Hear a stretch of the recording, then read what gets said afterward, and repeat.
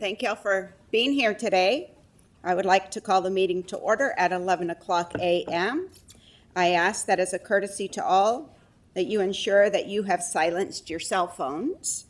Also, I would like to remind the directors to turn on and off their microphones each time that you speak, so that way we can have it for the audio and video recordings. For the record, I'll note that the public meeting notice was properly posted as required by law, and the notice of this board meeting was provided to each of the directors. At this time, I would like to ask Director Huber to deliver the invocation. We pray with me. Our Heavenly Father, we're thankful, Lord, for this beautiful weather that you've given us. We thank you for the rain that we've had. We pray that you will send more. We thank you that the drought has eased in so many parts of our state. Thank you for the opportunity to serve the people of Texas here on this board. We ask that you would give us wisdom today as we conduct the business that comes before us. And we pray these things in Jesus' name, amen. Thank you.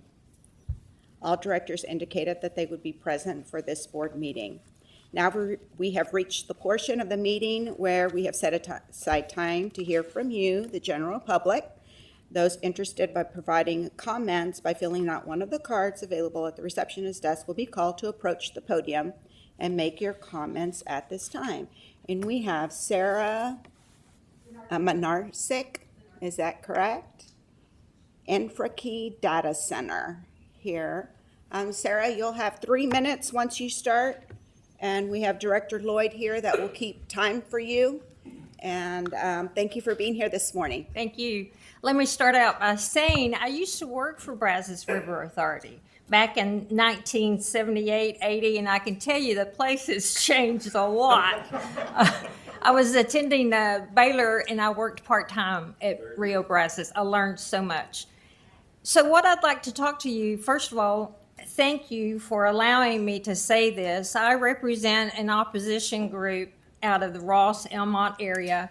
There's also about 6,500 people on Facebook, but there's an opposition to the proposed data center Infraki that's trying to be put into a rural residential area. It's 520 acres, it's unincorporated, and the plans are for Lacey Lakeview to hopefully one day annex, okay?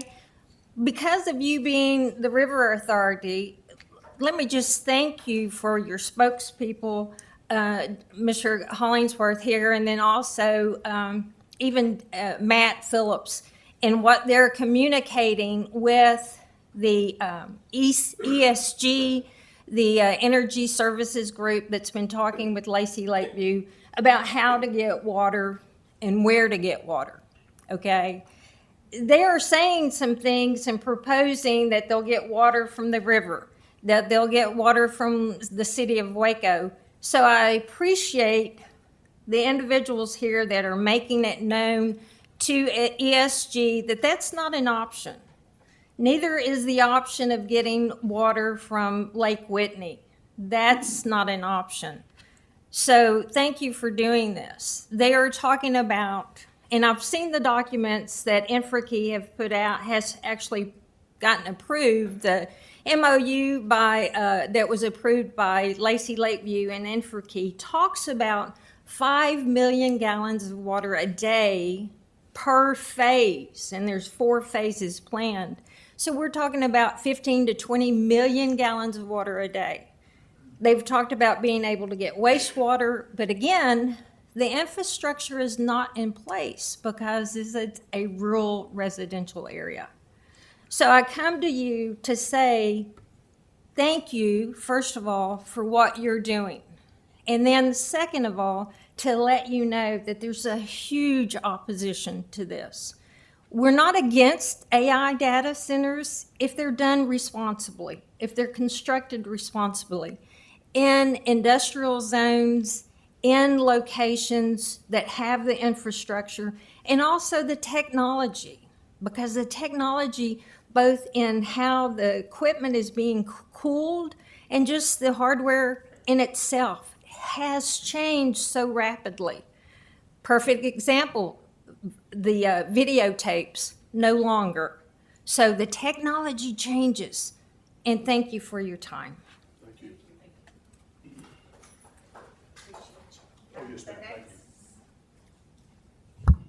The next speaker we have is Amy Teal from Lake Whitney. Amy, you'll have 3 minutes to speak. We'll let you know when your time is up. Thank you for being here. Thank you, guys. I am on the council for the little town of Whitney, which is 2.7 square miles, just over 2,000 people, and doesn't even actually touch the lake. However, there's a lot of people around the lake outside the city limits that have been watching this Lake Whitney reallocation study with a lot of passion. And there was a Brazos River Authority town hall meeting in Hillsborough last year. Objectively, it did not go very well. I would like to encourage you guys to schedule another town hall up around the Lake Whitney area and give people the opportunity to just talk and speak and ask questions. Ideally, it would be good if you could schedule that in conjunction with the Cyrus One data center that is being built, 0.9 miles downstream. Everybody's convinced that the data center is going to be taking water from the lake, and that's why the reallocation study is happening. I understand that is not the case. However, it would be great to have more opportunity to let people speak. At our Hill County Commissioners Court yesterday, the commissioners sat through 4 hours of public comment before adopting a temporary moratorium on data centers that is probably not legally binding. However, just letting people talk and answer their questions goes a long way to public engagement, transparency, and perception.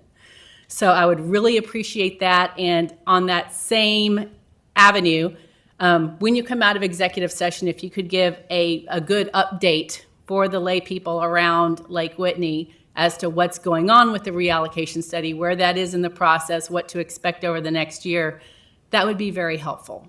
So I think that's it for me. Thank you. Thank you, Amy. I don't have any other cards for speakers. So we'll move on to our first agenda item. Discussion and possible action on professional services engineering contract for the Allens Creek Reservoir Project by Rachel Lane, Program Manager. Good morning, Rachel. Good morning. Thank you for sharing today. Thank you. I appreciate the opportunity to serve as program manager for this project, which is historic for us at the Brazos River Authority.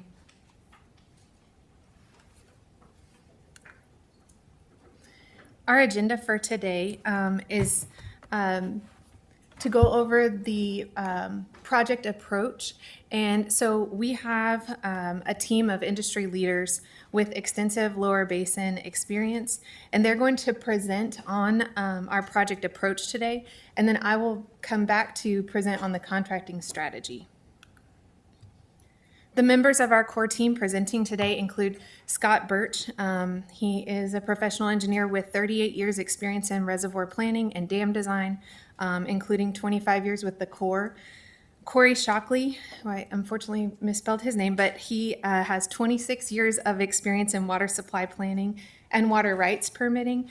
And James Thomas, who has 32 years of experience in Section 404 permitting. We have been working with this team on our professional services contract already, doing the early work as I've presented in previous meetings. And I just want to, before I bring them up there, and y'all can head this way, but I just wanted to briefly say we have had a really good working relationship with them. They have initiated some activities that have caused us to come in. We're not quite finished with that project, but we are projecting that we will be coming in under budget on that project by about $700,000. So, and those are, I've mentioned those before, but one of those was there was a surveying task that Gannett Fleming would have performed that would have cost around $500,000, and they showed us an avenue to get that information for free. So, and then there was another location that it looks like as we started to look into things closer, where we were able to at least defer and maybe completely cut another $200,000, $250,000. And so I just want to point that out, that the working relationship has been really good with them, and that they understand that stewardship is one of our primary goals. And so they are partners with us in that. And so I will let you guys come up.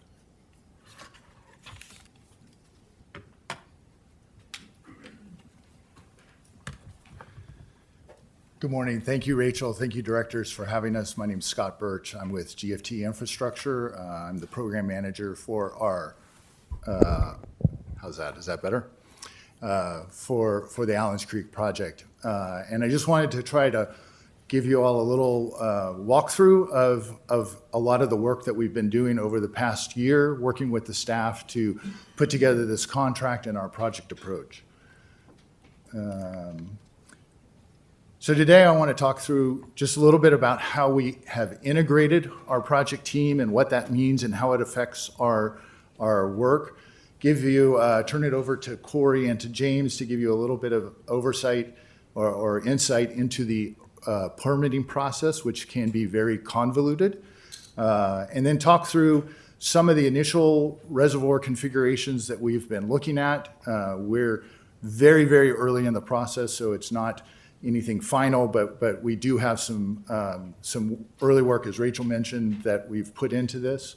Talk through a little bit about our project baseline schedule and some of the major milestones that are going to be coming up for the project. Just a little bit about GFT. Gannett Fleming, which is recently rebranded to GFT Infrastructure, was founded in 1915, and the first project that our company did was the remediation of a dam in Pennsylvania. So working on dams, water resource projects is in our blood from the very inception. We have worked on all of the Corps of Engineers DSAC 1 dams. Those are the most critical, highest hazard dams that the Corps has in their inventory. We've worked in the design phase, we've worked in the permitting phase, we've worked in the construction phase on all of those projects. We're joined by our longtime partner, HDR. We work collaboratively with HDR on a variety of projects, as well as a variety of other firms who have a lot of experience in the dam design world and reservoir design world, as well as here in Texas and with the BRA. Most recently, HDR and Gannett Fleming GFT completed the design of the C23 South Reservoir. That is a reservoir located in South Florida, but it is very, very similar to the reservoir that's being discussed and talked here about Allens Creek. It's an offline pump storage facility. It's approximately 600,000 acre feet of storage, a little smaller than, or 60,000 feet of storage versus the 100,000 that we're talking about for Allens Creek. So we come to this project with a lot of experience, both in dam design, reservoir design, permitting, and experience here in Texas that's extremely relevant to the BRA. And we've worked on over 3,000 dam and reservoir projects across the country. So a little bit about the need for integrated teams. Unfortunately, in engineering, sometimes we learn through failures. And what we have learned in the dams practice is that sometimes when projects fail, like the Hurricane Katrina, the levees around New Orleans failed.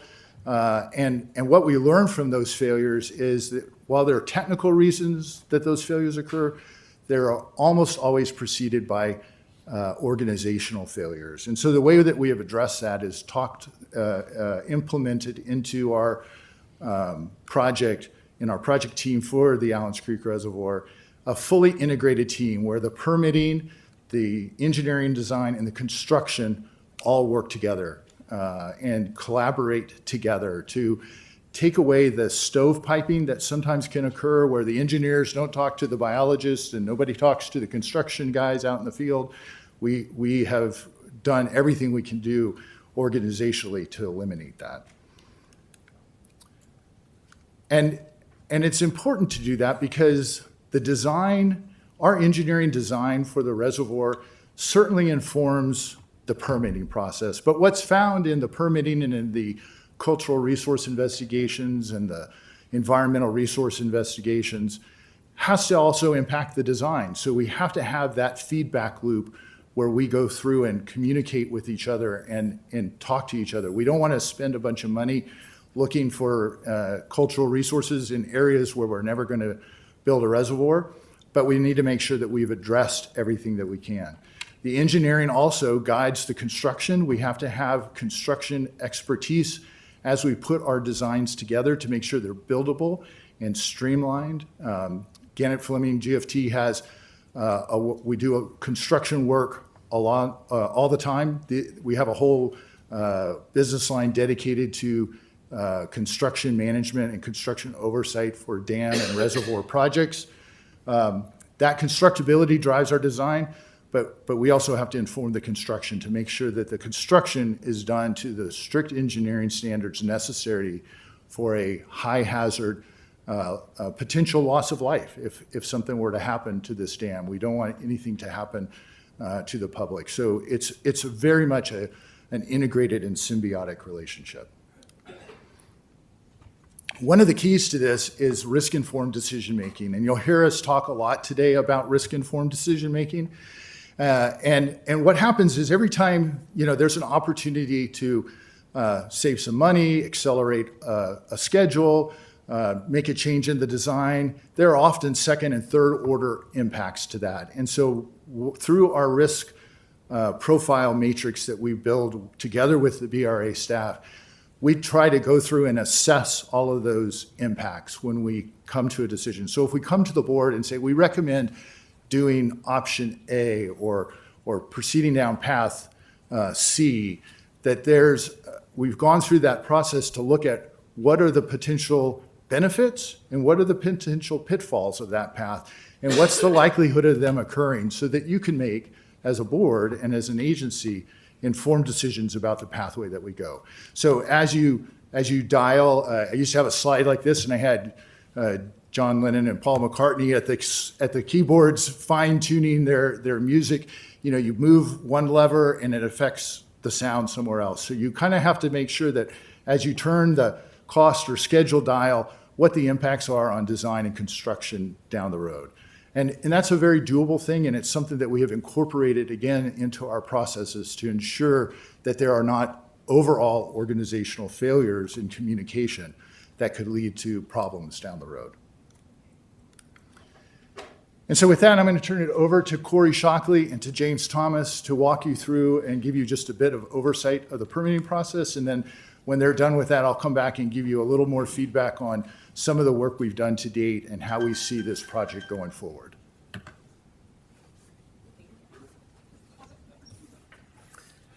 Good morning, everyone. Note that they gave me the convoluted part to share with you this morning.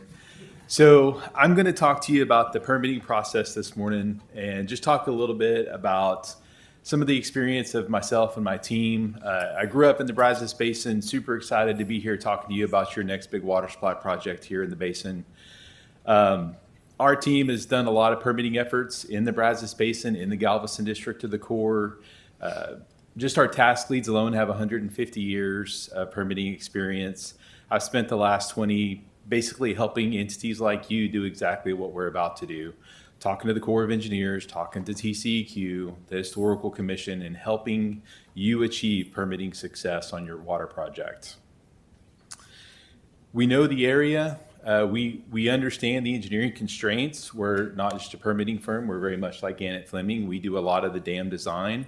I think our team structure complements each other very well because we do come from a similar background there. And as part of our team, we've got two former Galveston district commanders on our team that know the process. They know the people, the players, and we think that's a benefit for you. And again, our experience and relationships working with these resource agencies, at the end of the day, it really is a people business, isn't it? Water is a people business, and that's what we're here to bring you today. Everyone has a copy of this flow chart, and I'm not expecting us to walk through every cell, every piece of text on there. What I want to give you today from this is really an overview of the planning process. I want to break down and highlight some of the key components. And don't think of this as a schedule. It really is a flow chart. It's more of a process. There is a logical flow to it, but that's how we're gonna work through here today. And one of the things you'll hear me talking about is the permitting process and what that really is. And you can see in this area right here, we have evaluate, permit, and streamlining strategies, right? So there are laws, legislation, policy that we have to follow, that the Corps has to follow in order to issue this permit. There are different strategies in how you approach that process. So you might hear me say stuff like Fast 41, Section 214. These are strategies in how you go through that process, but it doesn't change the laws that we are subject to as the applicant. The 404, Section 404, the Clean Water Act, Section 106 of the National Historic Preservation Act. All these are things we'll have to do. There's just different tools in our toolbox that we can use to approach those. So we'll talk about some of those. Specifically on the Fast 41, have y'all ever noticed that sometimes legislation doesn't get named appropriately? Fast 41 is not an expedited process. It is really a transparency process. It is all about making things visible, putting it on a dashboard, and getting high-level support when needed if things get hung up. So when we talk about Fast 41, the process is the process. The best way we can prepare for that process is to have everything ready in our application when we get to that point. When we get to that point, we will evaluate Fast 41. We will see if that transparency process is beneficial for our project and will help us along. We will evaluate the ability that we have with the Corps to basically pay for some of their staff to be dedicated to our project. That's Section 214 of WRDA, the Water Resources Development Act. Those kind of things are tools in the toolbox that we may get there. Hypothetically speaking, we could get to that point and the Corps could say, we've got 3 PMs that are looking for stuff to do. We don't need your money. You will not be slowed down by us. That's a possibility, right? Those are all things we'll evaluate as we go into the process. But we're going to talk about building that foundation. And we've already started doing that. A little over a year ago, this body approved us to get started on some pre-work. Some of that pre-work involved some of the cultural resources and environmental analyses that are needed to build this foundation that'll be part of the permitting process. There were other things in there too from the engineering perspective, namely the geotechnical investigation, the geomorphology. And to Scott's point, this is part of that integrated process, right? Our teams are not working in a vacuum. We're very collaborative, working together to make sure that we cover all the bases. And the purpose of this, again, is to build that foundation. When we go to the Corps of Engineers and we say, here's our permit application, we've already had pre-application meetings with them. We've anticipated their needs. We've talked about it. And we've put in a solid package so that when they get it, it's complete. We've answered their questions as much as we can, and we're ready to move on to the next step. So a big part of the permitting process is environmental. And I wanted to start there because I think when people think 404 permit, you think environmental permit, right? That's really what we're talking about. We're talking about impacts to waters of the U.S. and how we mitigate those for our project. So what you'll see here on this road down at the bottom are several milestones along that process as we build that foundation. And you'll see there's several blocks before we get to that complete Section 10, Section 404 application, because there are things we have to answer. Because the Corps is going to ask the question, how many acres of impacts do you have? Well, here's our preferred alternative. This is the number of impacts. This is how we plan to mitigate those. Those are the kind of things we'll go through as we go through that process. All this leads into the 404 and really gets us to answering that question of impacts. Again, going back to that integrated process, I wanted to highlight these three things. You'll see the environmental milestones, the engineering milestones, the water right milestones. All these pieces feedback on each other and drive the process, right? You have the benefit of having the water right permit. It's a really good starting place. There's going to be things we do in the engineering and the environmental that we've got to compare with that. What did the water rights say? What are we bound by? Make sure that informs the engineering. Make sure it informs the permitting. All these pieces will build on each other and continue to inform. Another one that's mentioned is the pump station. There's still a question out there. Where is this pump station going to be? Where's the best place from an engineering perspective to put that pump station? The water right identifies 2 locations. We have 2 options, but we need to look at that reach to make sure that we pick the right one that makes sense, that then we can go into permitting, water rights, etc. On this slide, I wanted to highlight the Water Development Board. The Water Development Board is not a regulatory agency. They're not a permitting agency, but they are a bank. And as a bank, they have certain requirements. So there's a lot in the environmental milestones that feed into the Water Development Board's process. If the Brazos River Authority were to seek Water Development Board funding for some portion of this project at some point down the road, integrating into this process is going to be really key. You want to take the work you've already done, leverage that into the Water Development Board's format so you don't lose any efficiencies there. Anybody ever heard of the regional water plan, state water plan? Okay, so I'm going to talk a little bit about purpose and need, and I'm going to do that with 2 rhetorical questions and 1 analogy. The first rhetorical question is, what is the purpose of this project? It's to provide water supply. What's the need for this project? Your customers need water. Corey, it's obvious. It's in the regional plan. It's all right there. Why are we having this question? Because the Corps of Engineers will ask you, what is the purpose and need of your project? Well, you've already answered that question, but let me give you that analogy now, right? Let's say you own a nice piece of property between McGregor and Gatesville. Beautiful rolling hills. You're going to build your forever home there. It's perfect. It's been in your family for generations. Just right for a home site. Right now, you put together your plans, you go to the county has authority, and they say, you've met all the building codes, this looks right, here's your permit, go build your forever home, right? Well, let's substitute a federal regulatory agency in that role of the county. You come to them and you say, here's my property, here's my plans, I want to build this house. And they say, why do you need a house? What's your purpose? Well, I need a place to live. Okay. Well, there's lots of apartments around Waco. You can live there. You don't have to impact the environment. You can just live in Waco.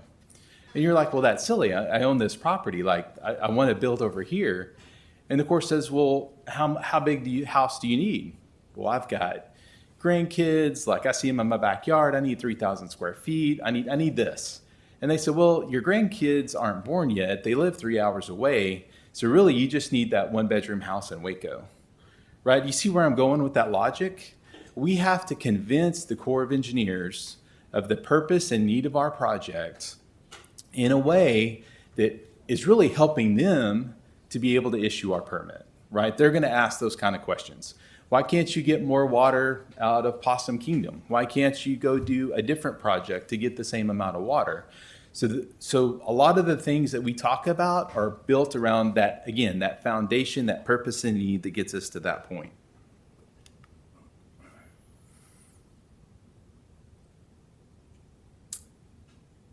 Once we have our purpose and need established, we continue to build that foundation to get to our, another buzzwords on your chart, the applicant's preferred alternative that meets the LEDPA, the least environmentally damaging practicable alternative. So any project that impacts a waters of the United States, you might hear that called as WOTUS, has to be mitigated under Section 404 of the Clean Water Act. So when you build a reservoir, where's a good place to put a reservoir? Where water collects, right? So we have to evaluate that. We have to look at that. We have to look at our purpose and need and look at our project, right?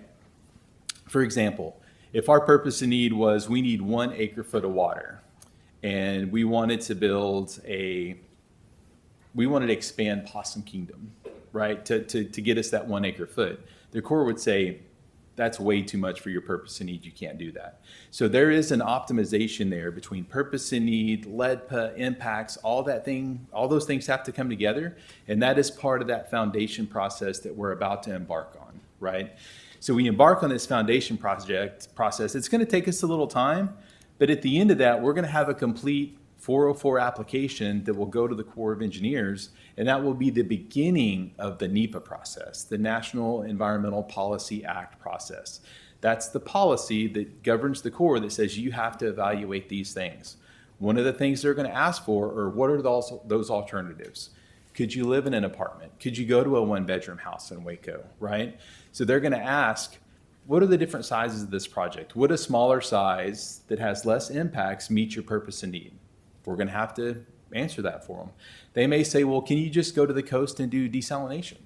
Like, there's no impacts there. Like, that makes the Corps happy, right? So we have to be able to show them these alternatives within our configurations that meet our purpose and need, right? All that is to say, it's a process. It's an integrated process with the engineering that gets us to that point. And again, once we get to the end of that red circle, we will have come back to this board and said, here's our permitting strategies. We think maybe it is Fast 41. Maybe there is a glut of permits out in front of the Corps, and we need to support the Corps with the Section 214, right? So we'll do that at that time. We've got time to ramp up there, but we really need to focus on building our foundation first. Once you get to that point, your team doesn't stop. There are requests for information. The Corps is going to ask you questions. They're going to ask clarifications. It's a process. And we'll get into that as well. But generally, think environmental impact statement. I'm sure you've all heard those words before. That's the likely process that will go down and how that all feeds into everything we're going to talk about. But again, all this is to build us a solid foundation so that when we get to that point, the Corps has no choice but to see our preferred alternative as the LEDPA that they can issue a permit for. That sounds easy, but there's a lot of hoops we got to jump through to get there. And that gets us to that point. At the end of that point, there's a little thing called 404B1 LEDPA consistency determination. This is just the Corps' legal authority that says this is what you have to do. So that's what we're trying to get to. You'll hear us talk about 404B1 alternatives analysis. This is looking at those other projects that may meet your purpose and need, that have less impacts, and how we get to that process. And then we come back to this overall flow chart, right? And last thing I want to leave you with here is the cultural resources pieces, the environmental pieces, the water right pieces.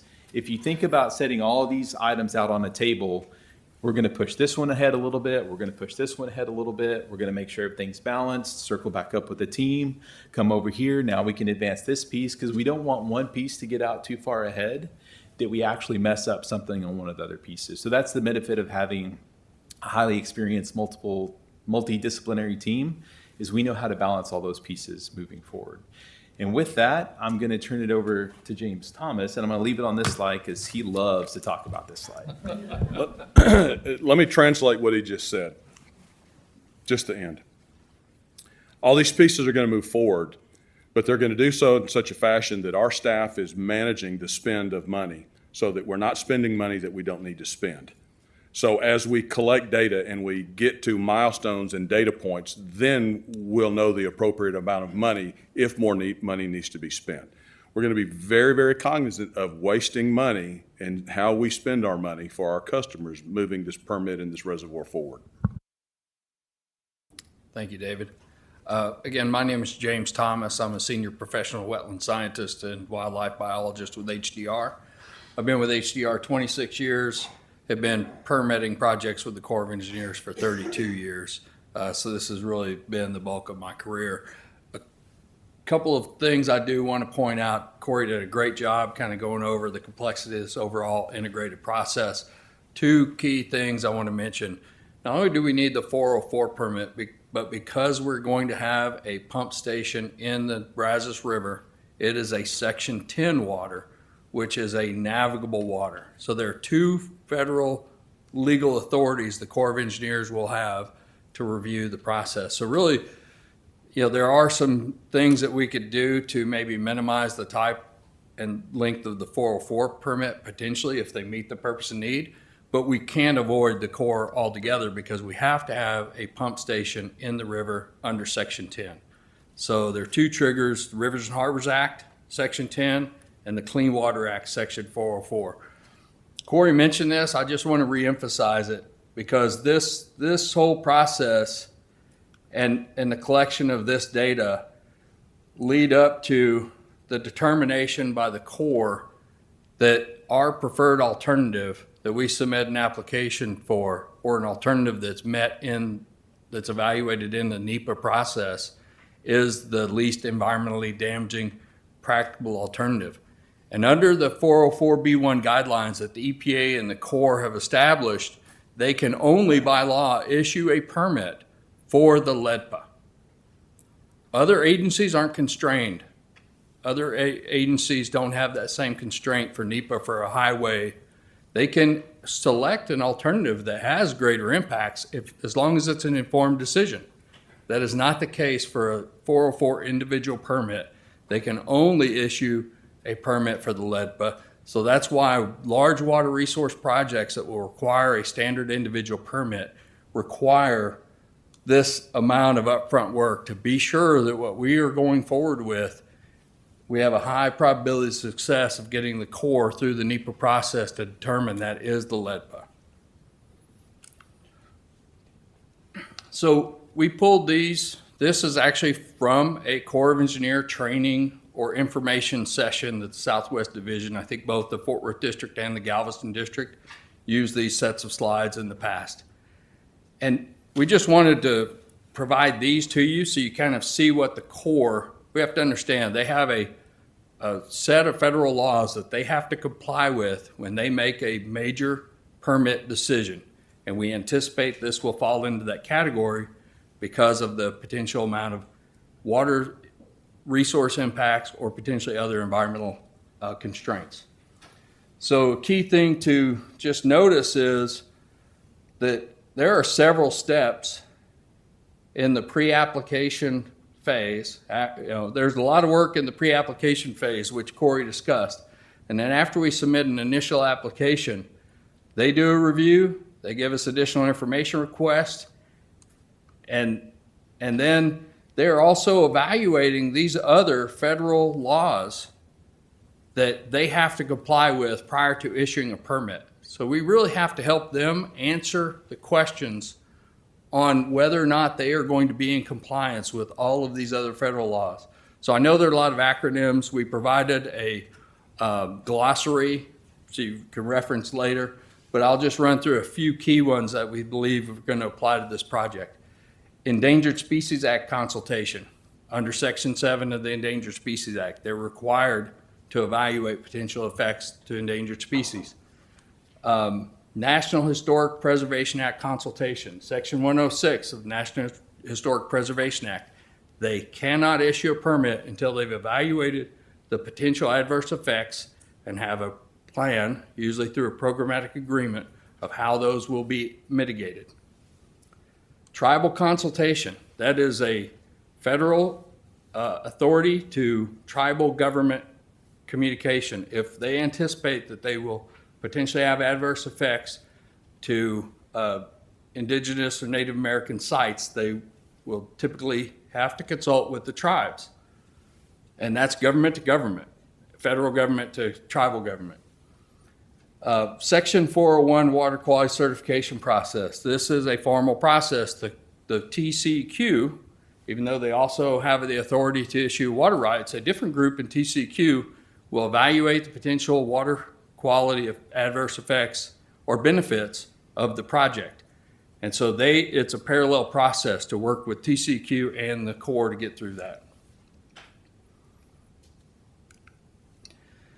So I wanted to emphasize, again, the steps these are the steps in the core process. There's a lot of detail after the permit application is submitted. This is typically when the coordination is initiated, when the public notice, and they have a certain timeline in which they have to issue a notice of intent if they decide an environmental impact statement under NEPA is required. And then they'll get comments from public comments and agency coordination, and they will transmit those to our team. We will respond, and then they start their formal NEPA scoping and evaluation process. So there are a lot of steps that the Corps recognizes before we really get into the EIS, is what we would anticipate or what we currently have scoped. So this illustrates, this is the Corps based on years of permitting projects under 404 and Section 10. What they see is typical missing information or challenges in the application. And I will say this, when they say challenges in the application, they mean permit delays. That's another way of interpreting that. You have to have a complete application. You need your project plans and drawings, not final, but just enough preliminary work to define where the limits of temporary and permanent disturbance will be. They need to understand what the impacts are. We're going to have to move a pipeline. Where's the pipeline going to go? We may have to move a road or put a new bridge in. What are those project impacts? What indirect effects are those going to have, or direct secondary effects? We need to have pre-file meetings with TCEQ before the Corps gets the permit application. Really, a critical part is the purpose and need, your siting or screening criteria, and the alternatives analysis.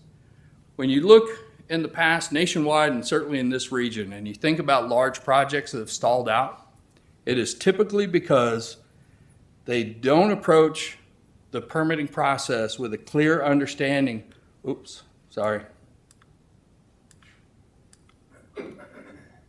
They don't go with a clear understanding of how the Corps makes a decision.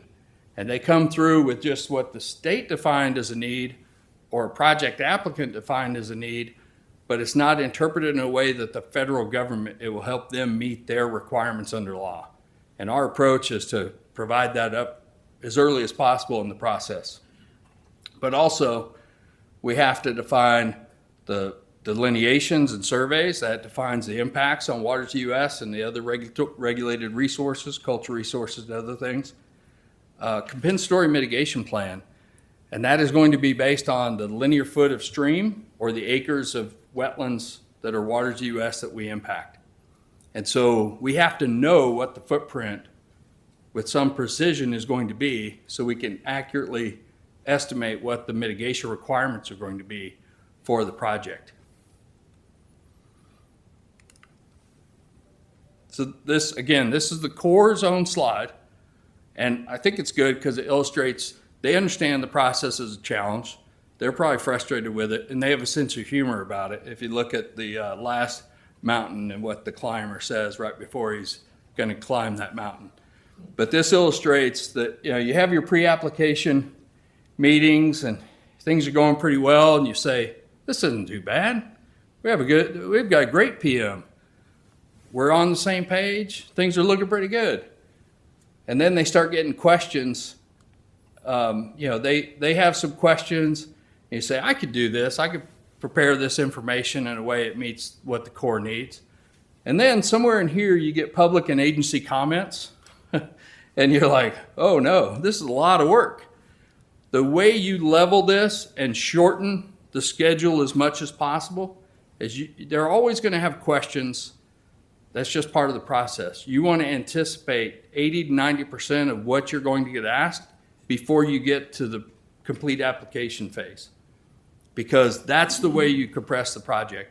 The projects that stall out are the projects that require multiple amendments, or they just start with the wrong purpose and need. And you can find examples of those around the country that have stalled out because of that.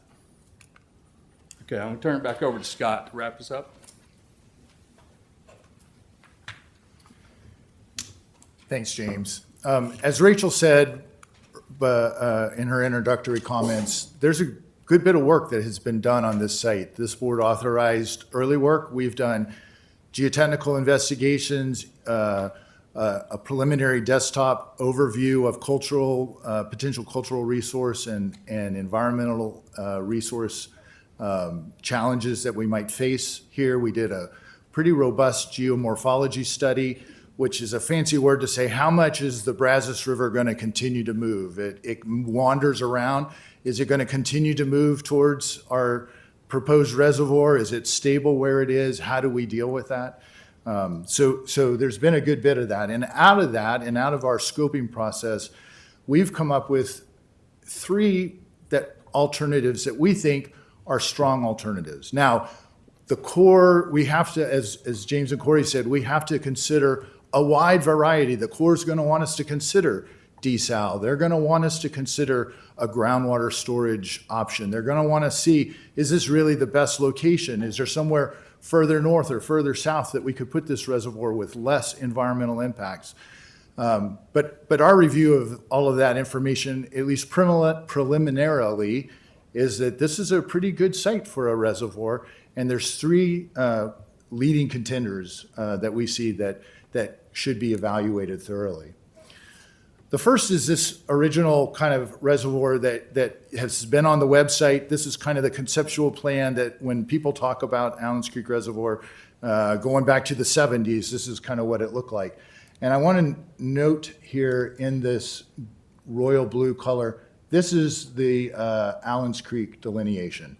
So Allens Creek is a waters of the United States. It would be determined, and even though the Corps of Engineers is going through regulatory reform, a pretty significant regulatory reform, and they haven't fully published all their rules, our experts are pretty confident that this will be still classified as a waters of the United States, just as the Brazos River is a waters of the United States as well. So if we were to select this impoundment, we would have to look at the impact and the potential mitigation required for the Allens Creek inundation that would occur as that.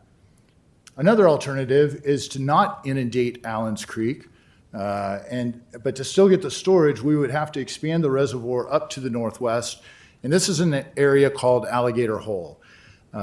It's a local wetland. Right now, under today's regulatory framework, it is also a waters of the United States. Under a revised regulatory framework that when the Corps publishes it, there's a probability that it may no longer be a waters of the United States. We'll have to see where the Corps lands on their final rulemaking. But you could impact that, and then the question that would go to the Corps is the impact to Alligator Hole better or worse than the impact to Allens Creek? It's a question that we have to answer, but both of these options get us roughly the 100,000 acre feet of storage and yield that the water right permit has granted to the BRA.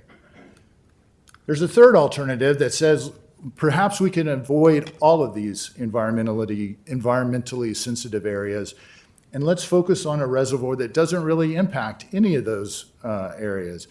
And the challenge with this is it may not get you the full volume, the 100,000 acre feet that's currently authorized. What is the documented purpose and need? We need to go through that process to determine whether this could work out or not, or be a viable alternative or not. We don't want to be pre-decisional on any of that, but all of these three options are kind of on the table and strong contenders for consideration. In addition, here along the river, we've notated 3 pump stations. These 2 alternative pump stations are called out in the water rights permit. There's a third location up to the north that we believe could be a strong contender for a pump station site that has to get evaluated. So there would need to be, in addition to the reservoir footprint, evaluations of those areas. And then this bend, this is what I was just talking about here, this bend of the Brazos, it is highly active. It continues to move to the west. TxDOT has already had to relocate the Farm to Market Road once because the river overtook it. Assuming we come up with this and when we get this permit reservoir permitted, we're going to have permanent infrastructure there, and so we'll have to address the migration of the river, and that's another aspect of that coordination with the Corps of Engineers. So there's pieces to this that we're confident about at this particular point in time. There's other pieces that we need to do further evaluation and investigation before we want to go spend money and evaluate sites that may not be really viable. So we need to take a close look at that. But, and this was a version of a slide that was shown at the last board meeting. This shows some of the areas of high probability cultural resources. That's the purple cross-hatching, and then the green, what's showing up as green cross-hatching is lower probability areas of cultural resources. These are not meaning there certainly is cultural resources in the purple and there's none in the green, but when we go to screen them, there's higher probability in the purple areas than in the green areas. But our reservoir footprint overlaps a large portion of all of this. And so that's why we're making recommendations, as we'll see in a few minutes, to start some of the cultural field investigations to do cultural resource evaluations in this area, because all three of these very viable alternatives fit within this footprint and would need to be assessed. And to do the full alternative analysis, you need to know where are their cultural resources. If there was potentially, and I'm just speaking completely hypothetically, I have no data to support this, but let's say there was found to be a cultural resource site down in this southern portion of the reservoir footprint. We could potentially avoid that. We could engineer around that and put off some type of buffer to where we don't impact that. But if we found a significant cultural resource site right in the middle of where the reservoir is, we would have to deal with that. And so we have built in right now this initial survey so that we can get out in the field and see what's there. And then we would come back to the board and say, hey, we think we can design around this, or we're not going to be able to design around this, and it's going to cost money to mitigate this, and here's what the estimate of that is. We can't give you that estimate now because we don't really know what's there. We have to get out in the field and do that initial survey to get that understanding. It's very similar as well to the environmental resources.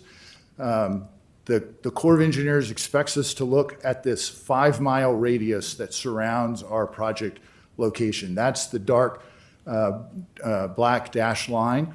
That doesn't mean that we have to go do delineations in that whole area. A lot of this work has been done. A little more has to be done from a desktop study to look at that. But again, we're right here. Our project is right here in the middle. We need to do a detailed delineation of aquatic resources in this area. We know that there's mussels in the river here that need to be evaluated through the work that the BRA has already done. We need to build upon that and see when we decide where specifically do we need to put a pump station. Does that impact mussel work, mussel resources, or have we avoided those mussel resources? This area up here to the north in purple is a known population of Houston toad. That is a endangered species that needs to be protected. Because it is within our 5-mile buffer, that means there's a probability that there could be Houston toads in and around the areas that we're looking to impound. So we have started, we worked with the BRA to get started. Houston toads, I just learned this, only come out and croak in the springtime when it rains. And so we were at risk of missing a window because we weren't quite ready to execute this contract when that singing season started. So we worked with the BRA to be able to take some money that we had saved on our survey work and get a head start on some of this Houston toad habitat, so we don't lose that time because the requirements are for 3 years of data. In the event there's a drought, in the event that there's some kind of environmental impact that you just don't hear them. So we're taking a very deliberative and cautious approach to what we're doing. We want to expedite this project and get things going. We're recommending that we do field studies in areas that we have a high level of confidence are going to be impacted, but without jumping the gun and just looking at everything. And again, the pump station is a great example. you can see in this area, there's a whole lot of river here that might need to be evaluated for cultural and environmental resources. We don't want to do that yet until we have a good understanding of where we're going to do that, whether we need to do that. We've got money budgeted. We know how much that would cost, and we've put that into the overall not to exceed fee, but we're not pulling the trigger on that until we get further through the alternative analysis process. So let's just talk a little bit about the baseline schedule and how this project is going to come together. When this project gets approved by the board and we execute the contract, we will immediately start into baseline engineering studies, a series of planning charrettes, doing alternative analysis. This is this first zone up here, one of the first engineering activities that we're going to do. Once we get to that and identify the applicant's preferred alternative, that's what it's called when we say this is what we think the LEDPA is, because only the Corps can define what the least environmentally damaging practicable alternative is. So we assess what we think it is, and we do the studies to support that, but the Corps makes that final determination. We follow that with a series of conceptual design, and there's two things that are going on in this next section of conceptual design. We've gone through the alternative analysis, we've coordinated back and forth, we've had briefings with the subcommittee, we've come back to the board to tell you our findings of the alternative analysis. Then we go through a more detailed design, and this is where we start putting together the exhibits that need to go to the Corps, where the areas of impact are going to be, and they need to be very specific. We have to be very specific maps, data, so we have to get, in some cases, 20% design. In some cases, 5% design might be sufficient to lay that out. But the other thing that's going on is we're also cognizant of the BRA's budgeting cycle and process. And you all need to know, how much is this project really going to cost when we get all the way through construction? Is it a $500 million project? Is it a $1 billion project? Is it more than a $1 billion project? We don't have the information to be able to give you that kind of information now. Once we have gone through the alternative process, understand what we are going to recommend to the Corps for permitting, we can do more detailed design. That level of detail in some cases may exceed what the Corps needs for permitting, but we'll need that to be able to give you an accurate cost estimate to take this project to completion. So when we get to this second star here, we will have all the information that the Corps needs for their permitting application, plus we will have the information to develop a robust cost estimate so that you can have a good idea of how much it's going to cost to get through. We know how much it's going to cost to get through the rest of the design because we've negotiated the not to exceed fee. How much is the construction and the mitigation going to cost? That's the big outlier. We know what the engineering fees are to get to the end, or at least what the maximum fee would be. How much does it cost to actually go and build this and construct it? Now, I talked earlier about integrated design, and while we show separate bars for these distinct activities, I don't want to make it imply that we're running on separate tracks. This third star down here is a series of environmental purpose and needs studies, environmental field investigations, cultural surveys. This is where our environmental colleagues are really helping to delineate what's going on, and their milestone gets you to the submittal of the Corps permit. That's their final end milestone. But they have significant feedback into what's going on with the engineers on the alternative analysis. And our engineering informs what they go to survey. Their surveys inform how we formulate our alternatives and our designs. And that symbiotic relationship occurs throughout the project. So we're constantly talking to each other. We're constantly, the environmental team sits in on the design planning charrettes. They sit in on the conceptual design discussions. We, as the engineers, sit in on their discussions of what to do, the environmental surveys. We want to make sure we're moving together as an organization or as a team, And the BRA staff is integral to that team. The Allens Creek Committee is integral to those discussions. The board is integral to those discussions. We don't want to just authorize something and come back 6 years from now and say, hey, here's what we found. There's going to be key steps throughout each year of this process to keep you informed of the status, where we can find areas to accelerate, what snags we might hit, what Mother Nature has hidden in the ground for us that we're unaware of at this point that may slow us down.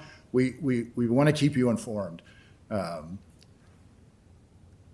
what we've done to prepare this schedule is kind of based on our knowledge of working through multiple projects like this, is what I would call a reasonably conservative schedule. It's not the best case. There are ways to do this faster, for sure. It's not the worst case because there's some other things that could happen in this process that could significantly slow you down.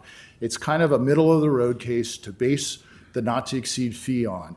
We will explore all of our options. As James and Corey said, when we get to this permit application, one of the tasks here is to develop the overall permitting strategy. What has Corps of Engineer regulatory reform look like at that point? We'll be 2.5 years down the road. We'll know what their rules are. We'll know what the feedback from the core districts are. We'll be able to answer those questions and recommend. Are there programs, Fast 41 or other sections of the Water WRDA Acts that can help us to accelerate that? We want to move this as quickly as we can, but we also want to inform you, back to risk-informed decision-making, of the potential risks and pitfalls if we accelerate too quickly. But at the end of the day, this is y'all's project and it's y'all's decision to decide whether we go fast or go slow or pick a large alternative or pick a smaller footprint alternative. It's your project. We want to give you the information that you need to be able to make those decisions in an informed manner. Okay, so then we get to this next series of stars and milestones, and these are Corps of Engineer driven milestones. Once we've submitted the permit application, you get into this next round, which is Corps of Engineer process. They will review their application. They'll make an initial determination of it's complete. They'll do a public notice and ask for public comments during that review process. And then you get to this star, this first blue star right here. And that's their decision point on whether they're going to require an environmental impact statement performed by a third-party contractor or not. It's Who pays for that? The BRA will pay for that. The BRA gets to help select that, but they report to the Corps. Their reports will go directly to the Corps of Engineers. So that's an additional cost that if we get to that point and the Corps requires this, then we'll have to pay for that and try to manage that process. This is where things like Fast 41 help you. They don't necessarily change these rules or requirements. If the Corps determines an EIS is necessary, then Fast 41 would say an EIS is necessary, but they'll help you facilitate that so that it gets done in a quick, robust, quick time. We've assumed a 3-year process. The Corps says we like to get it done in 2 years. That's their goal. What the Corps does is they review things, and then their third-party consultant says, I don't have all the information I need on cultural resources in the southern part of the reservoir. And then they'll stop the timer. It's like when you play chess, right? And you have the timer and you click it and now your time stops. And then if we have a ready answer, we can, within a week, send them back a report and say, no, it's right here in this report. Then the timer starts again and they're off and running.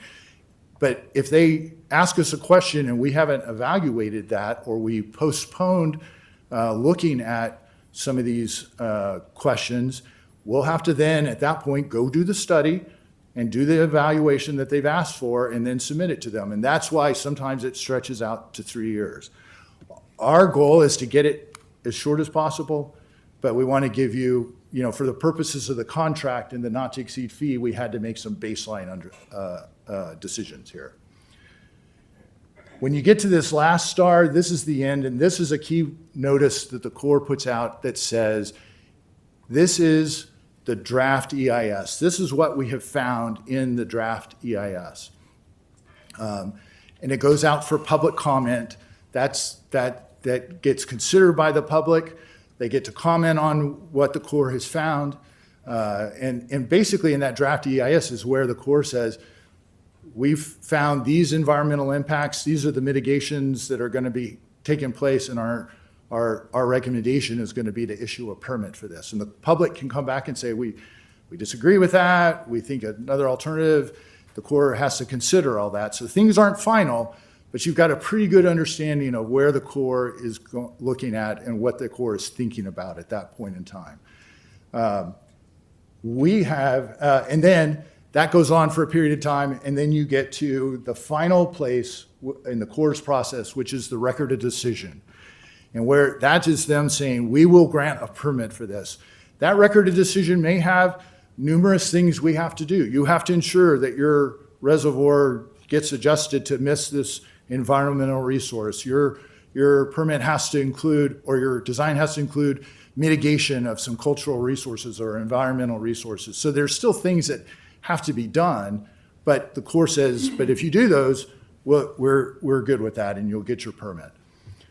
What we have done for, again, and then that moves us into the next phase, which is the design phase, the detailed design. And this is where you really get down to all the plan sheets, how much rebar goes into the concrete, exactly what size pumps do you need to put in, all of those little details that a construction contractor needs to know in order to construct this reservoir.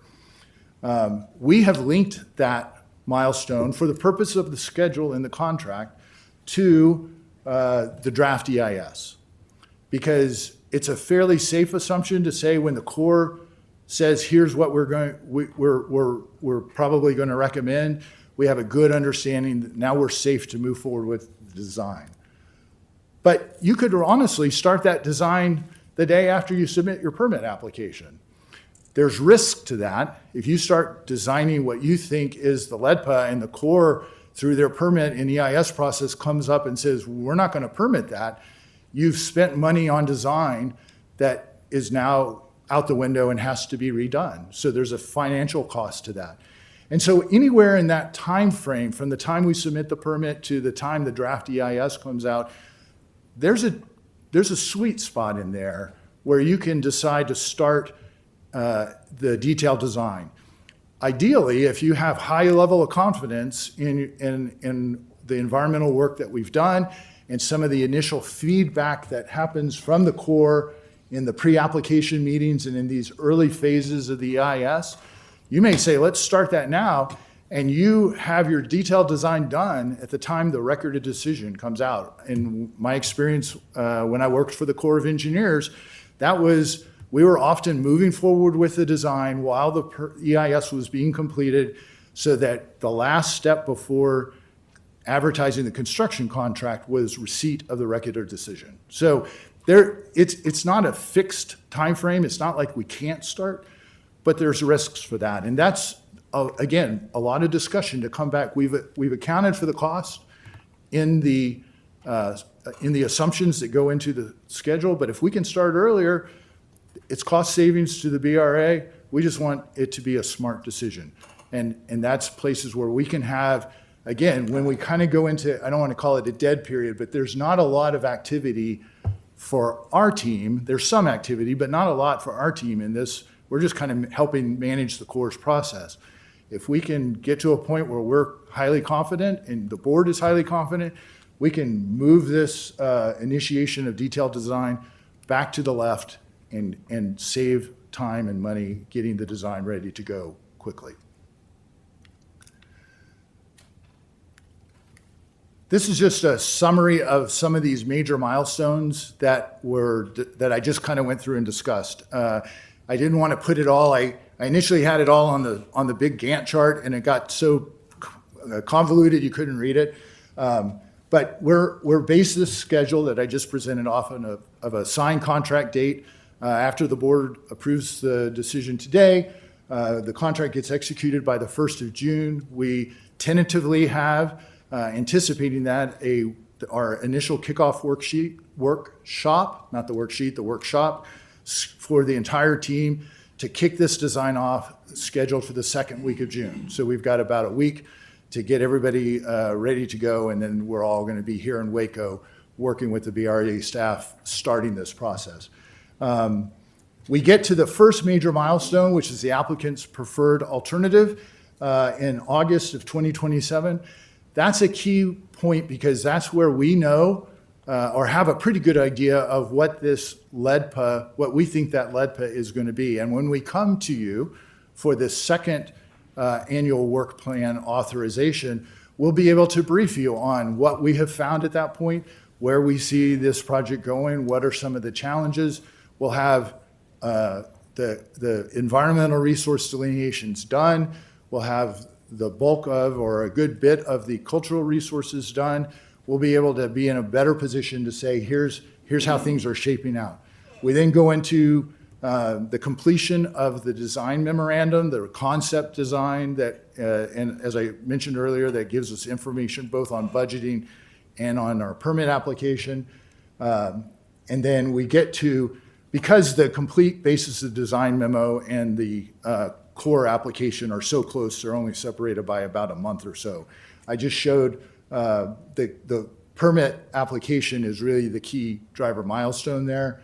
And then we move into the cores process and the anticipated milestones. Again, these are our baselines to use as a standard of reference and manage.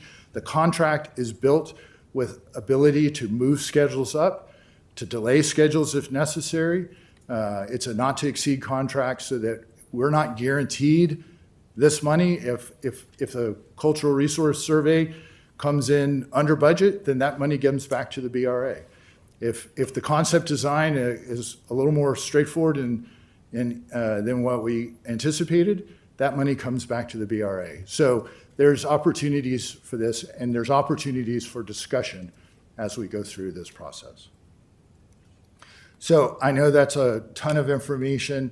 I don't know if this is a good time for questions or if you would rather move forward with Rachel's remainder. Okay, so thank you very much for all of the presentations. I think it was very helpful for us to see the outline of the program. It's a lot of work.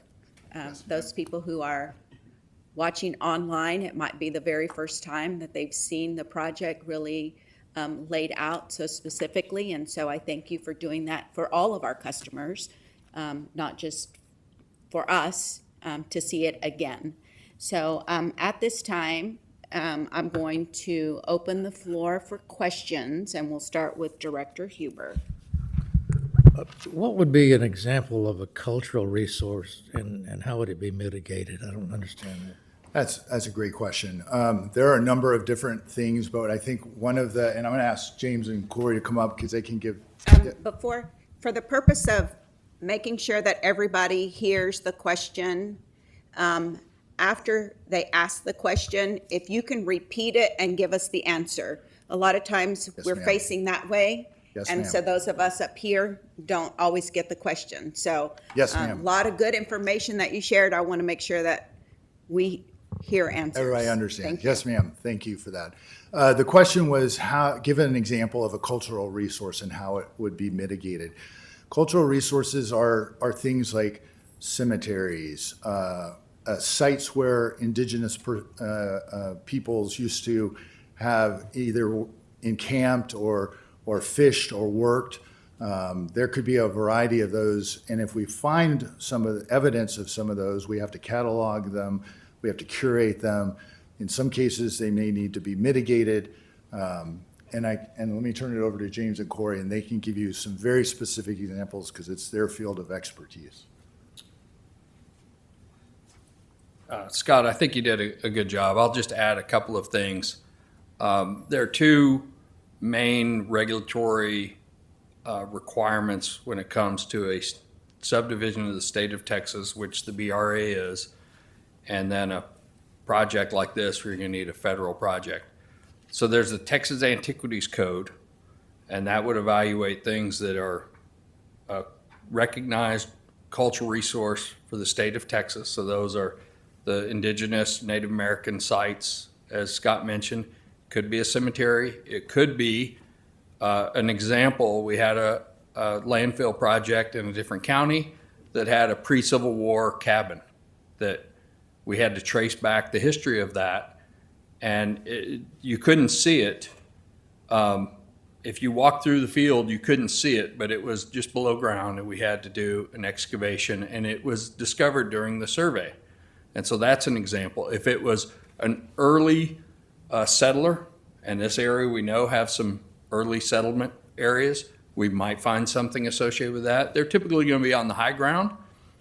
In the reservoir setting, something we've seen over the past 15 years or so that's really a change, especially for the reservoirs, is historically, and I say historically, prior to 15 to 20 years ago, the concept was if you just put water on it, it kind of protects it. And so they didn't really require deep trenching.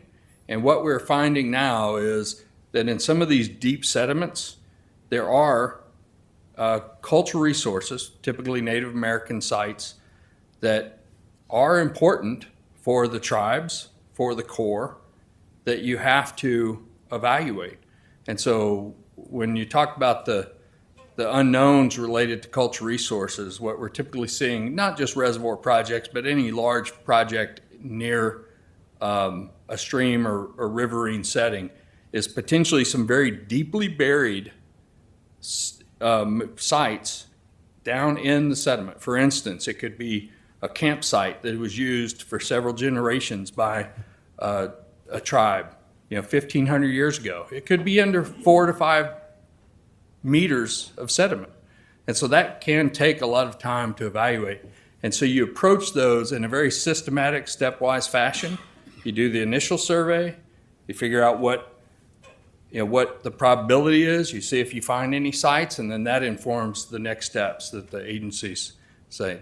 On the federal side, the National Historic Preservation Act, they have some requirements related to what they call the built environment or historic resources.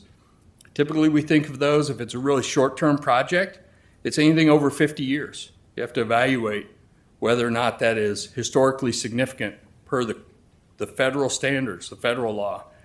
On a project like this, it may take between 5 to plus years. You have to anticipate anything that may become over 50 years and whether it's culturally significant to that local community in the time frame before the Corps makes a permit decision. So that's a key distinction between the state and federal rules. The state doesn't really look at that 50-year time frame quite the same, but for the federal decision, any structure, building that may turn 50 years during your permit evaluation, we need to evaluate those up front. Thank you. I appreciate your expertise, and I know you've been here before to present to us, and what a value that you're providing for us and explaining that, so thank you. Director Henderson had a question. Sure. Can you go back to your last chart that you had there? Sure. Yes, Yeah. Scott? I just have one quick question for you, and This one? yeah, this one. Thank you so much for the detail in the timeline. I think it makes a lot more sense in the way you presented it today. I know I had a lot of questions about that. I see that there's 2 different colors on this. Is there a reason that you did that? I just wanted to kind of clarify that. Only to separate the green are milestones that we have some control over. We can adjust them, and if we get through an alternatives analysis faster, we can move up the identification of the preferred alternative. Or if we complete the design faster, we can turn in the permit sooner. The blue, excuse me, simply indicates a core milestone. They are the owners of those milestones. There's things that we can do to try to facilitate that.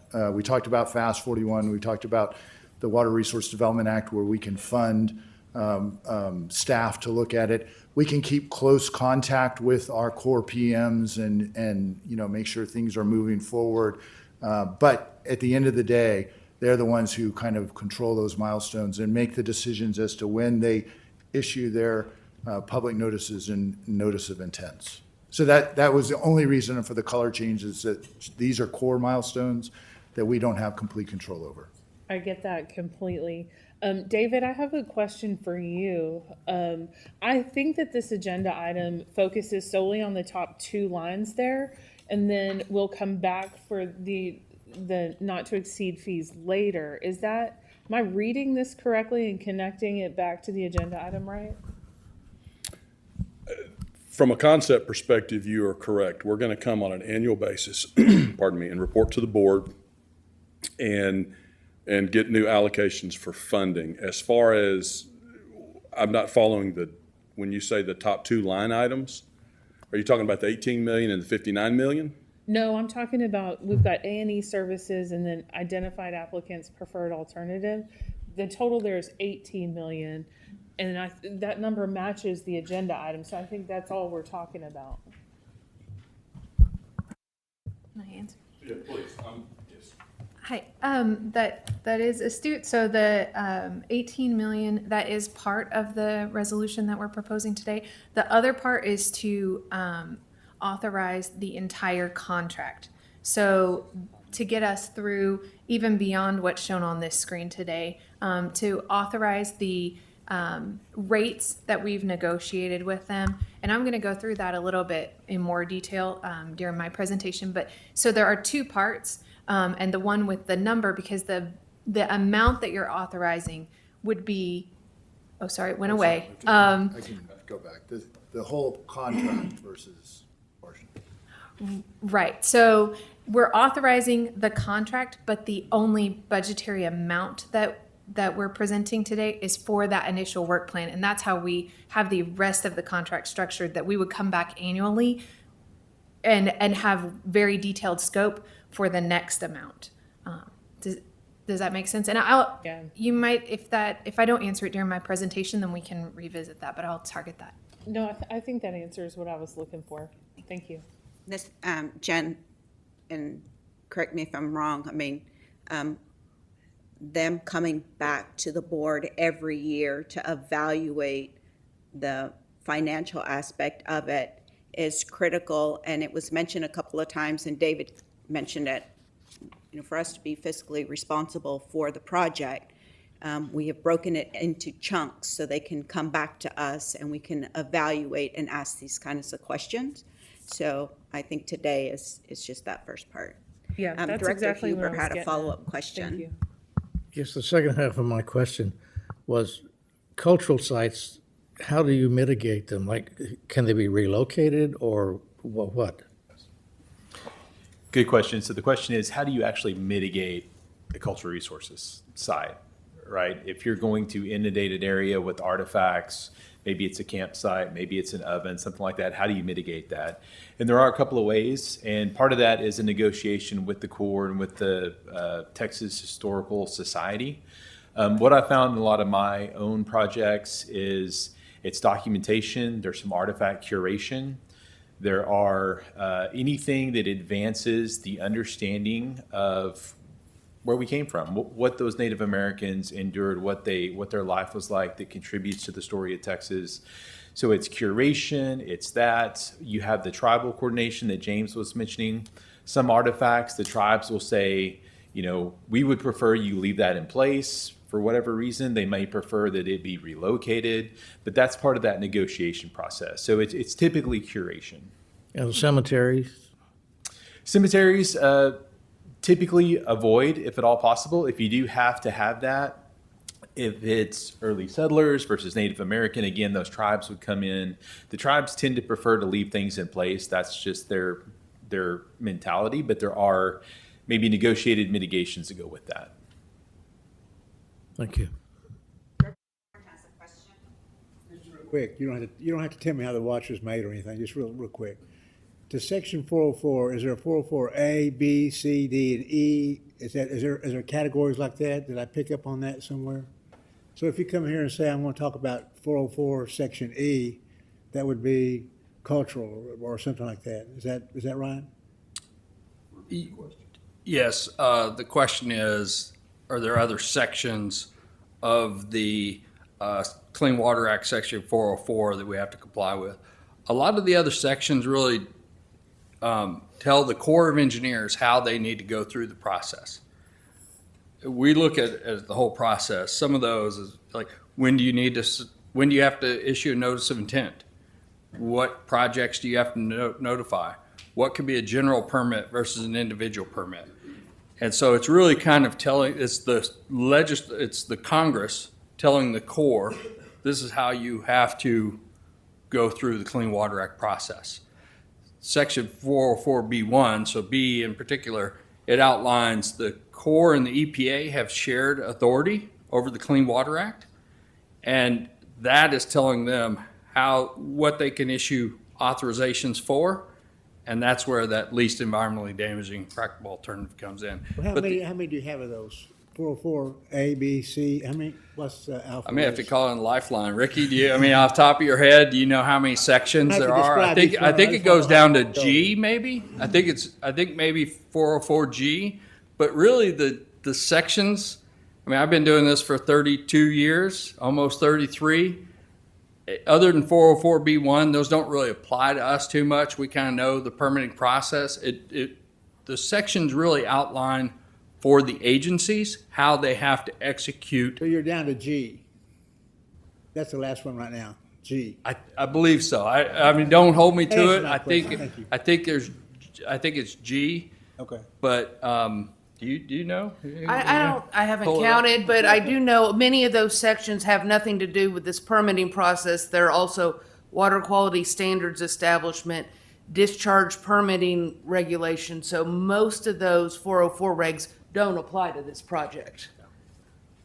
Yeah, it's really outlining for the agencies what they have to do to implement the legislation, what their processes are. Okay, thank you. Yes. Thank you. Director Weldon has a question. Okay, I've got three short questions. First of all, thank you for the presentation, and I also appreciate the detail that's been provided on what it looks like moving forward. You've brought out some things today that had not been mentioned earlier that I think really speak to some of the critical features of this project, and I certainly appreciate that. So my questions are tied to some of those specifics. Your overall calendar shows a completion in 2036, though our permit has a 1 September 2035. So how difficult is it going to be for us to get in compliance with that permit with your schedule? Are you going to be able to adjust that so that we're finishing when we've said our permit needs to be finished? Yes, sir. So the question is the permit requires a completion in 2035. This schedule shows go to construction in 2036. As I laid out for you, we made some baseline assumptions into this process to kind of have a generalized understanding, but there are multiple places throughout this design that we could possibly not accelerate. And so I don't believe there would be much of a problem at all in doing that. That being said, there's things that we don't know. So we've talked about cultural resource surveys. If we find a cultural resource that we can't work around or engineer around, the time it would take to curate that or get that coordinated could have some impacts as well. So I think there's plenty of opportunities to move the schedule to the left and accelerate things, but there are also some unknowns that we're not aware of it today that Okay, could well, thank you for have that. adverse I impacts. talked to David about this a little earlier, and Chair, I would, yeah, I would just recommend that we relook this for our next meeting to make sure we've got a schedule that complies with our requirement. Somebody went up to the mic. I didn't know Hi. she was adding to what you Sorry. said. Just a minute. You commented, Director Weldon. Okay, I'm sorry. So I want to clarify, though, Director Weldon's comment was, I believe you said the end of construction. Is that what you said? No, Because no. this only gets us to the beginning of construction. No, what I meant beginning of construction. Okay, So and- construction start, shovel and dirt needs to be no later than 2 September 35. So for those of you that don't know, the permit that's in question is the water rights permit that originally had a construction date of 2025. and we've already got that moved. The maximum that they would move that was 10 years to 2035, and I'll let our attorney talk to you about the process of changing that. Our goal, obviously, is to build this reservoir as fast as we can, because the faster we get it built, the cheaper it costs our customers.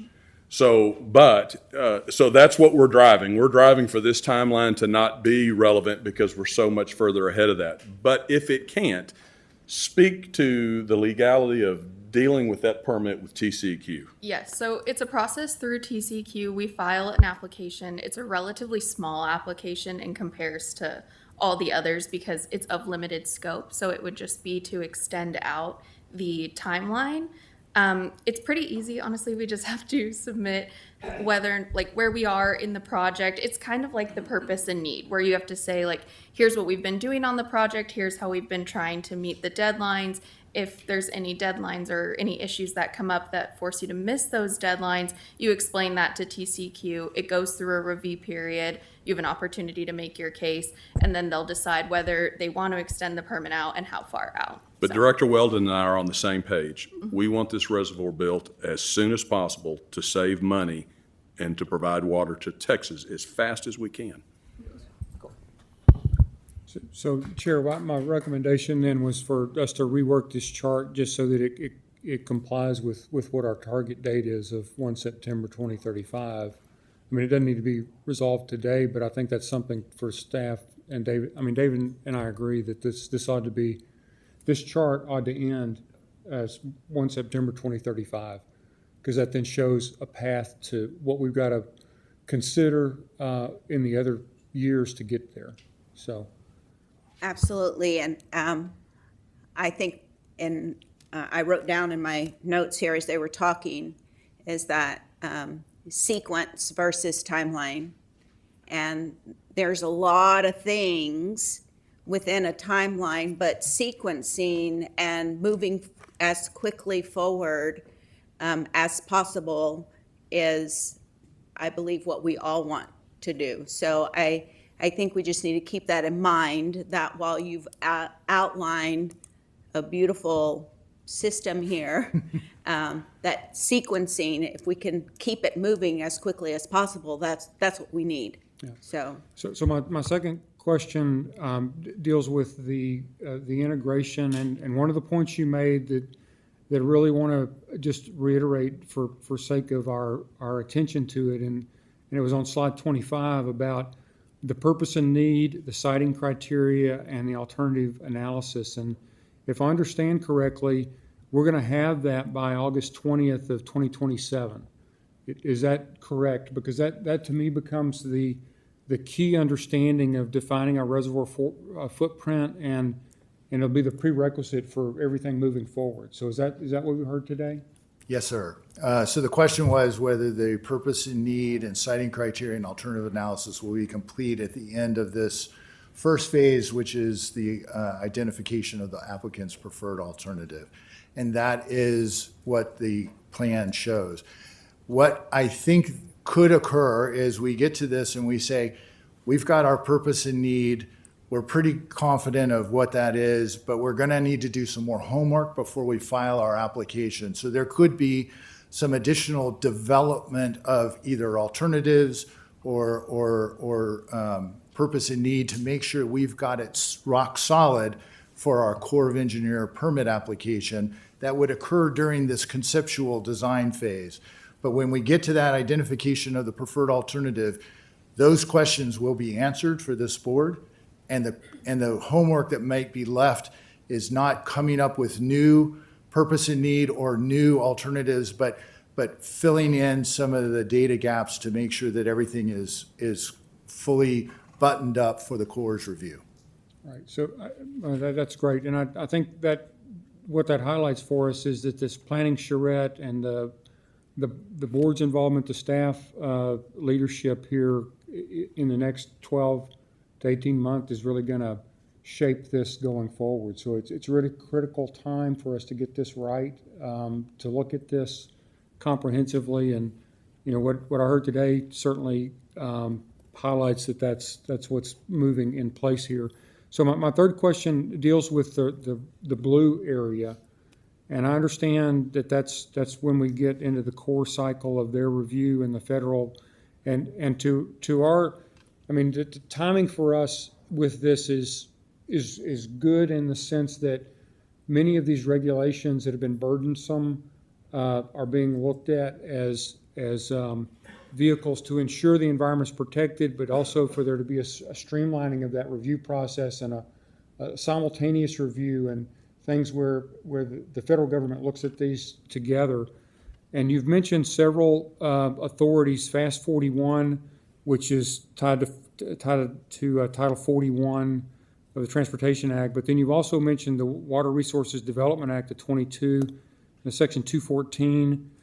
There's drought mitigation priorities and other ways to expedite the process. You've said, and I think I heard there that it's not to circumvent, but to expedite, and that's important for us to hear. But my question is, when it comes to looking at these authorities and how we engage with the agency to determine whether we're able to use them or not, the staff and your role, Gannett Fleming and David, maybe this is a question for you.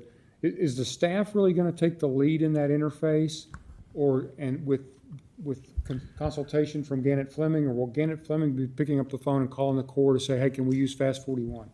How do you see that playing out? So the question is about the coordination between the project team and the entities that are involved in reviewing and decision-making.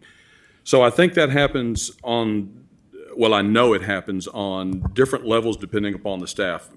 This team will be talking to their experts and working through the issues. Prior to that, Matt Phillips and myself and others will be meeting with their executive directors and their management to make sure that they realize we're coming and what our priorities are and what we need and our expectations for getting those done. So I think there'll be different levels of that.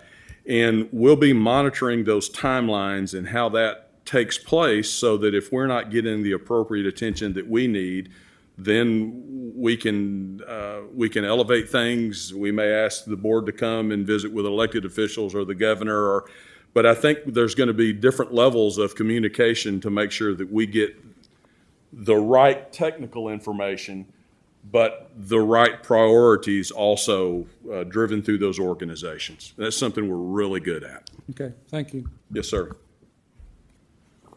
Any other questions? Director Hembrow. Thank you. And again, you guys did a wonderful job explaining the sequence and how you guys are going to go about this. Appreciate that. Thank you. I'm looking at this schedule, and it makes sense, but there's some missing pieces that I need your help with. So we're going to identify applications or applicants' preferred alternatives, right? That's one of the items that we're going to be voting on later on today. And that's going to drive the basis of design, correct? That's correct. And looking at the schedule here, it looks like the cultural and environmental field investigation is going to be moving along the same timeline. My question, wouldn't you need that information, the cultural, environmental field investigation? Doesn't that impact your design? Yes, that's an excellent question. So the question was, while we're showing a bar here at the top that has baseline engineering studies, planning charrettes, and alternative analysis, and simultaneously in bars showing in field investigations, cultural resource, and environmental investigations, and don't those impact the design?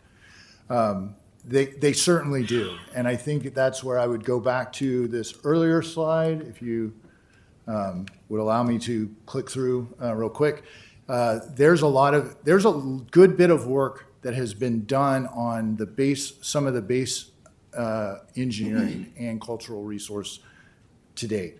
As part of the early work that was authorized approximately a year and a few months ago, we did desktop studies for cultural, desktop studies for environmental, allowed some of our staff to get out on site and look around and kind of get familiar with where we were. We didn't do any detailed surveys, but we kind of got a sense of what do we think is out there. And they're experts, and Ricky is an expert to look at the site and kind of get a sense of that. We also did some initial layouts of the reservoir that we think are very viable alternatives, and we've targeted some of these investigations to be, run concurrently in an effort to try, because we knew that speed was important. So we feel very comfortable that we've got a good baseline. Are we doing cultural investigations on a site north of I-10? No. We're not. We're going to need to look at alternatives. The Corps will expect us to look at alternatives north of I-10. They're going to expect us to look at desalinization. I'm sorry, I'm using my engineering acronyms that everyone may not be familiar with. Desalinization near the coast, where you take ocean water and run it through a process to take the salt out of the ocean water to produce water. They're going to expect us to look at some of those. We don't, at this juncture, and without our purpose and need done, I don't want to be prejudgmental, but we don't think that those will likely be viable alternatives, but we're going to definitely look at them to be able to assess this. The other thing is, this is a very simplified schedule. There's some additional desktop work that needs to be done in preparation for environmental studies. So this first purple arrow that comes down here, they don't actually get into the field until August or September of this year is when they actually get out into the field. And will have already done at least two and probably three workshops on alternative analysis. We will have done 2 to 3 workshops on purpose and need. So we'll have a lot of information that will help us to fine tune and direct where those investigations need to be. There's opportunities for that feedback to come back to us. And again, I don't want to flip through. Again, if you'll forgive me for flipping through a bunch of slides fast. When we get to, this is a good one here. We've got 3 alternatives, viable alternatives for pump station.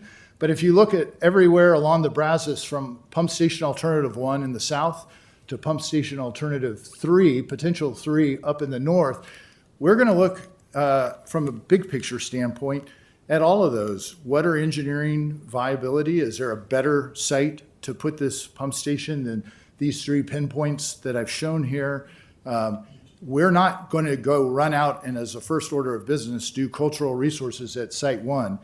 Those are one of the last things we're going to do, because we're going to wait and see how that alternative analysis works out, feeds back information to the environmental team for them to focus their efforts there.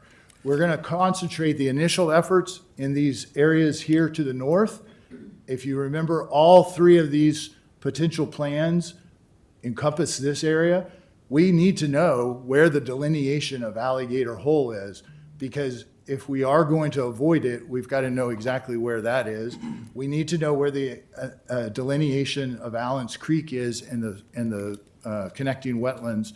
That needs to be done to do these concept designs. So while I showed a big bar that says, oh, we're going to go out and start doing investigations, if I showed you the detailed schedule, which would be 4 or 5 or 6 slides, there's going to be several phases where we go out to do some work.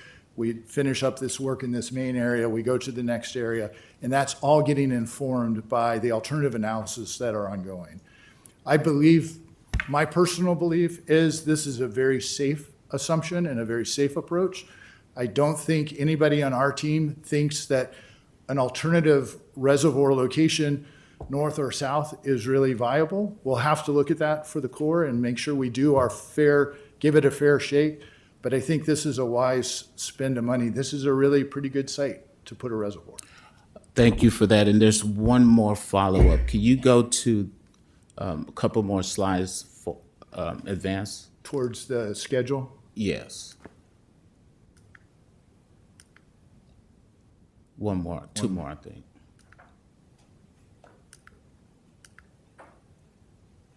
Keep going.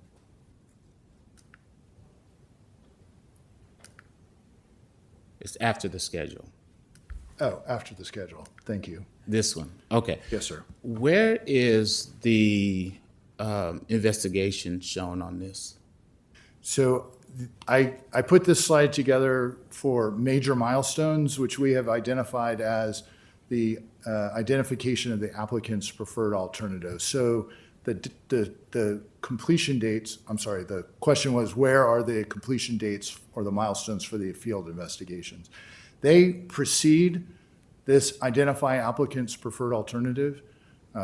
They will, the majority of them will be done. There may be some remaining cultural resources and environmental resources that need to be done maybe on a pump station site. If we've identified, yes, we're going to go with pump station site 2, we may not have that done at the identification of the preferred alternative, but it would certainly be done by the time of the completion of the basis of design memorandum. So we don't have a dollar figure for that effort yet? We have a very, yeah. Oh, okay, I'm sorry. She has it in her presentation with Okay. the detailed breakdown. I was just trying to give you a high level here, but we have the details that I think may answer your question. Thank you. Director Ruiz has a question. Because the historical and archaeological resources, when you do that, has ground penetrating radar already been done, or will you be doing it during that phase? That's a great question. The question was, would we be doing ground penetrating radar or other non-destructive testing as part of that? And that has not been done. All that has been done is kind of some of our experts, like Ricky and some of our archaeologists, walking the site, getting a feel for that, doing their desktop studies. There is money set aside in here for doing ground penetrating radar, some trenching is part of that investigation. That is all part of the field investigations that get authorized. We also have budget for, it's not in the first annual work plan, it would be in the second annual work plan as we work on the development of the conceptual design, to do more geophysical studies, to do more survey. Like, we didn't do survey of all the potential survey site, pump station sites. We knew we have a detailed survey of the reservoir, but we may need to go back and get some more site-specific areas once we pick our pump station alternatives. So there is some of that we've got enough information right now to make decisions. We may not have enough information to justify those decisions to the core, so we'll have to go back and give a little bit more information. But it's certainly built into these estimates, these total not to exceed fees that we're showing here. All right. Director Crone has a question.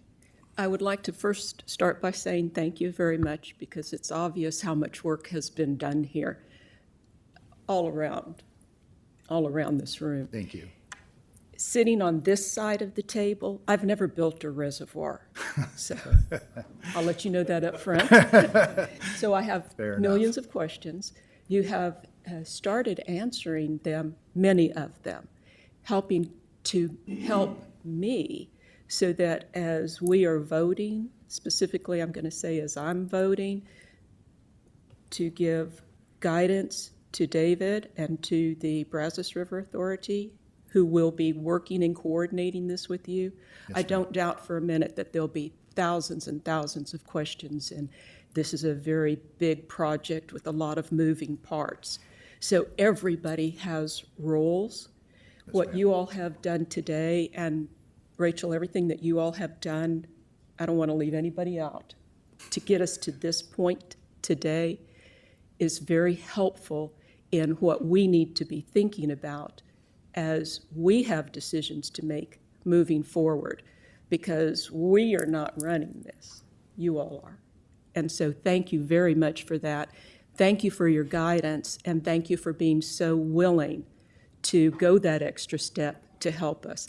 And I also want to say, for y'all standing back there, I love that you all have been moving back and forth together in rhythm.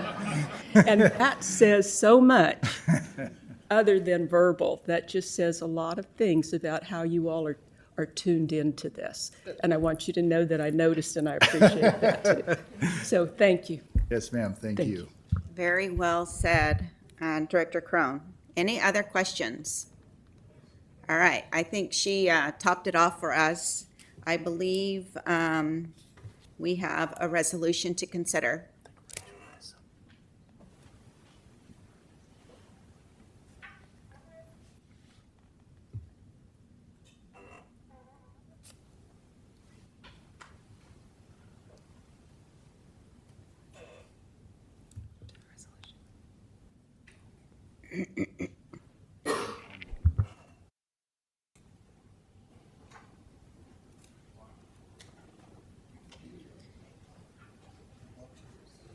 Lisa, can you start at slide 18? Can you start at slide 18?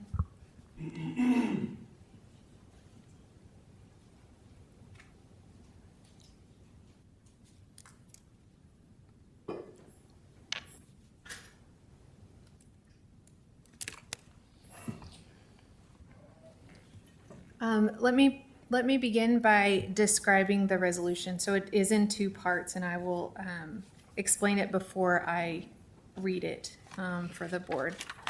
So the resolution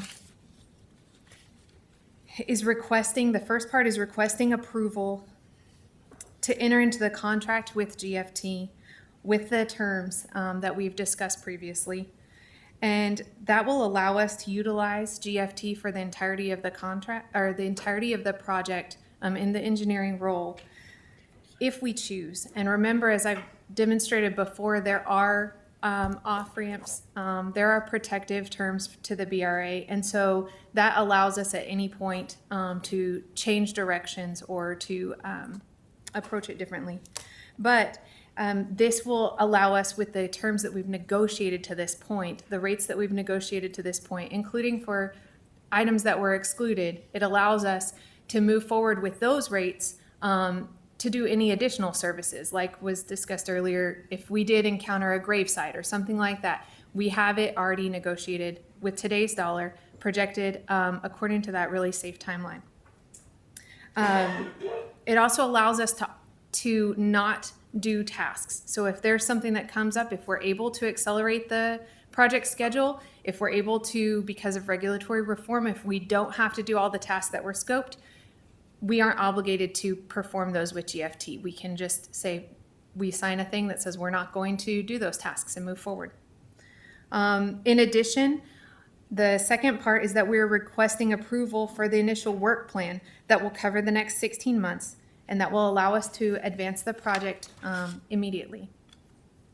Would you like me to read it at this point? Okay. Be it resolved that the Board of Directors of the Brazos River Authority hereby authorizes the General Manager / CEO to execute a professional services engineering contract with GFT Infrastructure, Inc. to facilitate development of the Allens Creek Reservoir Project, with the contract providing for annual authorizations with expenditures and annual planned activities subject to approval of the Board of Directors on an annual basis, and including contractual terms deemed beneficial to the Brazos River Authority. Be it further resolved, the Board of Directors herein authorizes the first work plan with projected expenditures for the Allens Creek Reservoir Project in an amount not to exceed $18,811,652 for the period from May 2026 through August 2027 to align project planning with the Brazos River Authority budget planning process. You've heard the reading of the resolution. I saw a motion by Director Huber, a second by Director Wilson. Please poll the board. Presiding Officer Flores, Yes. Director Lloyd, Yes. Director Wilson, Yes. Director Abraham, Yes. Director Boren, Yes. Director Giese, Yes. Director Henderson, Yes. Director Huber, Yes. Director Crone, Yes. Director LaChance, Yes. Director Lattimore, Yes. Director Embro, Abstain. Director Parks, Yes. Director Ruiz, Yes.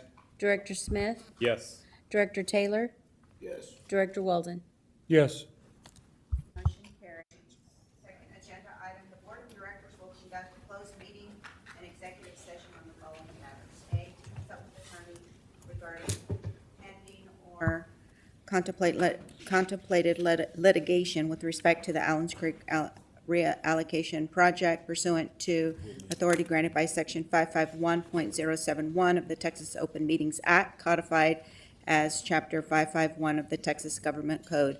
If you are not specifically involved in the presentation of the executive agenda item, please excuse yourself from the boardroom at this time. With each executive session agenda item, time will be allowed to clear the boardroom and call the next presenter. We ask that the public please wait in the break room in order to keep hallways clear until the executive session is finished. At this time, I am going to have us take a break, and then we'll reconvene in executive session in the other room. Yes, in the other room. Yes, other conference room. Thank you very much. We'll take a break, and we will come back at 11:10. Oh, excuse me, 1:10.